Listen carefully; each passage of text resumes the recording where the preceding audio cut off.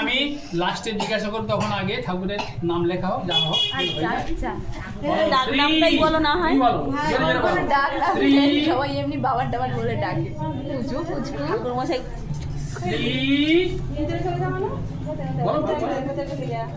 হ্যাঁ ভালো ছেলে তো মানে আমি কতবার ওখানে বাড়িতে করতে শুনেছি এখন তো বড় হয়ে গেছি। সরস্বতী বাহ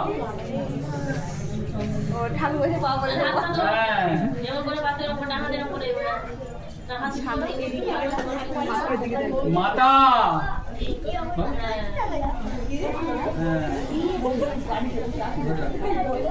সহায় বাহ এইবারে নাম বানাতে বলো।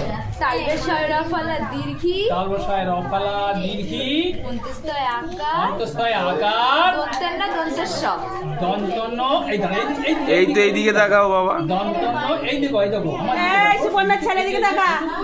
দন্তন্য আর দন্তস্ব তাহলে এটা কি হয় ক্রিয়াংশ। হ্যাঁ আচ্ছা এবারে তার বিশ্বাস বিশ্বাস বিশ্বাস বাহ এই তো ভালো সাহস না করালে হয় জড় ধরে করলে নিজে নিয়ে নেই। এবার দাও খুব ভালো হলো এটা ধরো বলো মা সরস্বতী আমার যেন খুব ভালো ওইদিকে চলে যাও, গিয়ে ভেতরে গিয়ে বসো। বাহ বাহ বাহ